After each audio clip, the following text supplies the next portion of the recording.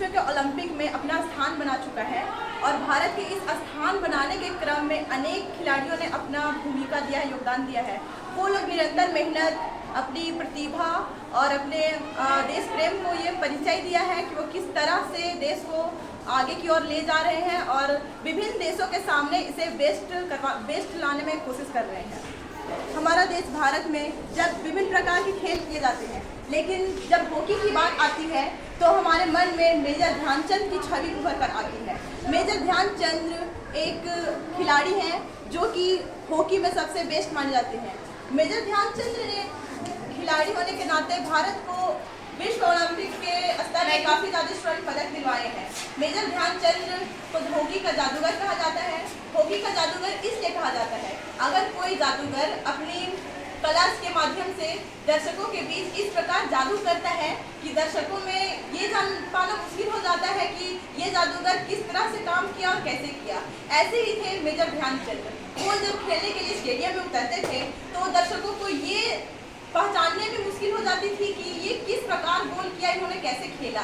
तो इसके लिए उन्हें काफ़ी ज़्यादा सराहा जाता है, उन्हें याद किया जाता है। एक समय की बात है, हॉलैंड की बात है कि हॉलैंड में तो ये आशंका जताई जा रही थी लोगों के बीच में कि उसके जो हॉकी का स्टिक है उसमें मैग्नेट लगा हुआ है। और जापान में तो हद ही हो गई। जापान में तो एक बार कहा जाने लगा कि उसके हॉकी स्टिक में ज़रूर कोई गम का कमाल है, ये कोई गोंद का कमाल है, तभी हॉकी बॉल है वो स्टिक में जाके चिपक जाती है। इस तरह उन्हें काफ़ी ज़्यादा मतलब कि उन पे आरोप लगाया जा रहा था, लेकिन छानबीन के बाद वहीं उसी वक्त छानबीन किया गया और उसके स्टिक में किसी प्रकार की कोई गोंद या मैग्नेट जैसा कुछ चीज़ नहीं मिला। और हर बार की तरह वहाँ मतलब कुछ उसका मतलब वहाँ पे ना मैग्नेट निकला ना गोंद निकला, वो अपनी प्रतिभा से खेलते थे। हम लोग याद करते हैं अब ओलंपिक के उन दिवस में जब इन्होंने स्वर्ण पदक जीता था। सबसे पहले हम लोग उसका जीवन परिचय की ओर थोड़ा सा पढ़ते हैं। ये जो इनका पूरा जो ध्यानचंद थे, इनका असली नाम ध्यान सिंह था। इनके पिता का नाम सुमेश्वर दत्त सिंह था जो एक खिलाड़ी थे और ये ब्रिटिश इंडियन भारतीय के सूबेदार भी थे। इन्होंने 16 वर्ष की उम्र में भारतीय सेना में ज्वाइनिंग किया था और उसी टाइम से उन्होंने हॉकी खेलना स्टार्ट किया था। हॉकी खेलने में उनका ज़्यादा इंटरेस्ट नहीं रहता था पहले, लेकिन उनको प्रेरित करने के लिए इसमें एक सूबेदार थे, वही सेना में एक सूबेदार थे जिनका नाम था बाले तिवारी। उनका बहुत अहम भूमिका रहा उनको इसमें प्रेरित करने के लिए। एक बार की बात है जब ये ध्यानचंद एक बार प्रैक्टिस कर रहे थे, अभ्यास कर रहे थे अपने ग्राउंड में, तो उन्होंने मतलब मन तक लगा कि उतना कोई प्रैक्टिस नहीं किया था। वे लगातार मतलब निराशा की ओर बढ़ रहे थे, उनमें कोई मोटिवेशन टाइप का कुछ चीज़ नहीं दिख रहा था। तो ये जो सूबेदार थे बाले तिवारी, ये उनको बहुत देर से देख रहे थे। देखने के कारण उन्हें उनसे रहा नहीं गया और वो उनको बुलाकर बोले कि ये जो हॉकी का खेल है ये कोई खेल नहीं है बच्चों का, ये बच्चों लोग का खेल नहीं है। इसके बाद उन्होंने अनेक टेक्निक दिए उनको हॉकी खेलने के लिए। उसके बाद क्या हुआ, फिर जो ध्यानचंद थे उनमें हॉकी खेलने का जुनून पैदा हो गया। अब वे न दिन का प्रवाह करते थे और न रात की प्रवाह करते थे। वह दिन में जब भी समय मिलता वो हॉकी स्टिक लेकर ग्राउंड में आ जाते थे और रात को भी नहीं छोड़ते थे। रात में भी टाइम मिला तो वो रात में भी खेलने लगते थे। तो कई बार जो बाले तिवारी थे वो उनको देखे थे चांदनी रातों में भी स्टिक खेलते हुए, हॉकी खेलते हुए। तो एक बार जब वो चांदनी रात में प्रैक्टिस कर रहे थे, अभ्यास कर रहे थे, तो बाले तिवारी गए वहाँ पे और बोले उनको कि सुनो ध्यान से, तुमको मुझे पता है कि तुमको हॉकी के प्रति बहुत लगाव है, बहुत प्रेम है और तुम हॉकी खेलने के लिए बहुत मेहनत भी करते हो, लेकिन हॉकी खेलने का जो ये तुम्हारा जुनून है ये तुमको भविष्य में बहुत आगे तक लेके जाएगा। ये मेहनत तुम्हारे भविष्य को चांद की तरह चमका देगा। इसलिए तभी से उनका नाम पड़ गया ध्यानचंद, मेजर ध्यानचंद।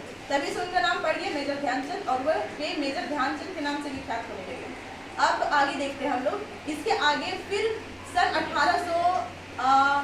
1928 में एक बार इंग्लैंड नीदरलैंड की राजधानी एम्स्टर्डम में वहाँ पे उन लोगों का भारतीय हॉकी टीम का मैच होना था वहाँ पे हॉकी का। तो इसमें जब उन लोग गए वहाँ पे, उनसे जाने से पहले भी उन्होंने बहुत प्रैक्टिस की थी, बहुत भी चर्चित थे, सबके जुबान में था कि हॉकी प्लेयर मेजर ध्यानचंद। ये बात इससे ये जो थे हॉकी मेजर ध्यानचंद के, ये बात रानी एलिजाबेथ के कानों में भी गई।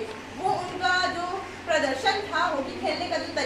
उनको देखने के लिए वो खुद चल के स्टेडियम में आई और वहाँ पे उनका प्रदर्शन देखा। वह फिर से ऐसा लग रहा था, जब उन्होंने खेलना स्टार्ट किया ऐसा लग रहा था कि कोई फिर से जादूगर कोई जादू कर दिया है। एकदम वो गोल पर गोल मारते जा रहे थे और पूरा दार्शनिक जो जितना बैठा हुआ था तो वो पूरा उनकी वाहवाहियाँ कर रहे थे, पूरा वाहवाहियाँ चल रही थी, उसकी तारीफें चल रही थी, तालियों का शोर हो रहा था। रानी एलिजाबेथ ये देखकर खुश हुई और जब हाफ टाइम हुआ, जब उन लोगों का ब्रेक हुआ तो वो आके उनके पास गई और बोली, उनसे कहा कि आप बहुत अच्छे हॉकी प्लेयर हैं और आपके अंदर बहुत टैलेंट भी है, ये लीजिए मेरा छाता पकड़िए और मैं तब आपको एक बेहतर टैलेंटेड इंसान मानूंगी जब आप मेरे इस छाते की मुड़ी हुई डंडी से क्रिकेट खेलेंगे। तो ध्यानचंद ने यह प्रपोजल को एक्सेप्ट कर लिया, यह चैलेंज को एक्सेप्ट कर लिया और हाफ टाइम के बाद जब फिर से स्टार्ट हुआ हॉकी तो उन्होंने रानी एलिजाबेथ के छाते से मुड़ी हुई जो स्टिक थी उससे खेलना स्टार्ट किया और क्या था, बेहतरीन प्रदर्शन के बाद उन्होंने 2 गोल से अपने विपक्षी पार्टियों को हरा दिया और विजय हासिल कर ली। इसके बाद तो पूरा मीडिया में हंगामा ही मच गया, तारीफों की बौछार होने लगी, पूरा मीडिया उसी की नाम ले रहा था। तो मीडिया ने पहली बार उसी टाइम उसे हॉकी का जादूगर कह के पुकारा था। अब हम लोग चलते हैं 1963 की बात करते हैं, 1936 की बात। उस टाइम ये भारतीय हॉकी के कैप्टन थे ध्यानचंद। उस टाइम जर्मनी में तानाशाही शासन चल रही थी, हिटलर का शासन चल रहा था। हिटलर का मानना था कि मेरे जर्मन के अलावा कोई देश मेरे जर्मन से टक्कर ले ही नहीं सकता है, मतलब कि सबसे शक्तिशाली प्रभावपूर्ण तरीके से मेरा देश विकसित है, मेरे देश के लोग ही ज़्यादा विकसित है, तेज है, मेरे देश को कोई हरा नहीं सकता है। लेकिन हिटलर ने उसके इस भ्रम को भी तोड़ दिया। जब 1936 में वहाँ पे टूर्नामेंट होना था तो 14 अगस्त का डेट फिक्स किया गया था, 14 अगस्त 1936 का डेट। लेकिन उस दिन भारी बारिश होने के कारण डेट को एक दिन आगे बढ़ा दिया गया और 15 अगस्त 1936 को ये मुकाबला करवानी थी। भारतीय टीम जब वहाँ पे पहुँची, वहाँ का मैदान बहुत गीला था, भारी बारिश होने के कारण वहाँ का मैदान गीला था। जब स्टार्ट हुआ हॉकी का खेल तब जो भारतीय टीम था वो अच्छा प्रदर्शन नहीं कर रहा था क्योंकि उसके पास उतने साधारण शूज पहने थे, वो कोई स्पाई वाला वो शूज नहीं था जो उसमें वो खेल सके, तो वो लोग अच्छा प्रदर्शन नहीं कर रहे थे। तो इस पर फिर हाफ टाइम हुआ तो हिटलर सोच रहा था कि मेरा ही टीम अब जीतेगा, ये लोग तो जरा सा भी गोल बनाया नहीं है तो मेरा ही जर्मनी का आदमी जीतेगा। लेकिन वहाँ पे ध्यानचंद ने अपना दिमाग लगाया, उसने अपने शूज को खोल दिया और नंगे पांव पूरे स्टेडियम में उन्होंने हॉकी खेला। हॉकी खेलने के बाद उन्होंने 8-1 से जर्मनी को हराया, 8-1 से जर्मनी को हराया। यह देखकर हिटलर को बहुत अधिक गुस्सा आया, वह स्टेडियम में आधा खेल वो देखकर छोड़कर स्टेडियम छोड़ के भाग गया। उस दिन भारतीय टीम ने बहुत ही आसानी के साथ जो स्वर्ण पदक था उस पर अपना कब्जा कर लिया। उसके बाद बहुत वाहवाहियाँ हुई उनकी, मेजर ध्यानचंद की तो वाहवाहियों की बौछार लग गई थी। उसके बाद कुछ दिनों के बाद फिर से हिटलर ने मेजर ध्यानचंद को अपने जर्मन में बुलाया। पहले तो ध्यानचंद ने पहले ही उनके बारे में क्रूरता की बहुत कहानियाँ सुनी थी, इसलिए उन्होंने थोड़ा सोच विचार करने का समय लिया, लेकिन फिर उसने जर्मनी जाने का इरादा तय कर लिया। जर्मनी में जब वहाँ पे गए तो हिटलर ने उनका बहुत ही जोरों शोरों के साथ स्वागत किया, इधर उधर की बातें की और बातों बातों में कहा, आप इंडिया में करते क्या हैं? ध्यानचंद ने कहा, मैं इंडियन सेना का मेजर हूँ। यह सुनकर हिटलर बहुत खुश हुआ और बिना समय गवाए उसने कहा कि आप इंडिया को छोड़कर जर्मनी में आ जाइए रहने के लिए और इंडिया की तरफ से नहीं जर्मनी की तरफ से खेलिए, मैं आपको मुंह मांगी रकम दूंगा और अपने जो सेना में उच्च पोस्टिंग में आपका ज्वाइनिंग करवा दूंगा। लेकिन अगर हम लोग की जगह उनकी जगह कोई दूसरा इंसान रहता तो ये प्रपोजल मान लेता, लेकिन उसके अंदर देश प्रेम की भावना थी। उसने इस प्रपोजल को एक झटके में रिजेक्ट कर दिया और विनम्रता से इस प्रपोजल को रिजेक्ट करके वो इंडिया वापस लौट के आ गए। दोस्तों, आज हम देखते हैं कि हम लोग पैसे की लालच में अपने देश से गद्दारी कर बैठते हैं, लेकिन उसके अंदर ऐसी कुछ भावना नहीं थी। वो अपने देश से बहुत सच्चा प्रेम करते थे और वो सिर्फ इंडिया के लिए ही खेलना चाहते थे, इसलिए उन्होंने उतने बड़े ऑफर को भी ऐसे रिजेक्ट कर दिया।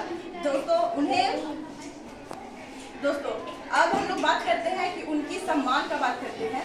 हम लोग देखते हैं कि मेजर ध्यानचंद ने कोई खेल का पुरस्कार में जब दिया जाता है तो इसका कोई एक ही रहता है, लेकिन अब हम लोग 2021 में जब आई थी तो उसमें जो खेल का जो सर्वोच्च पुरस्कार था उसका नाम बदलकर उनके सम्मान में मेजर ध्यानचंद पुरस्कार दिया गया। उनको 1928 में, 1932 में, 1936 में भारत को स्वर्ण पदक जिताए थे। इसके बाद उन्होंने मेजर का पद उनको नवाजा गया, मेजर के पद से उनको नवाजा गया। और 1948 में उनको पद्म भूषण से नवाजा गया और उनको बहुत ही सम्मान के साथ उनका नाम लिया गया। सन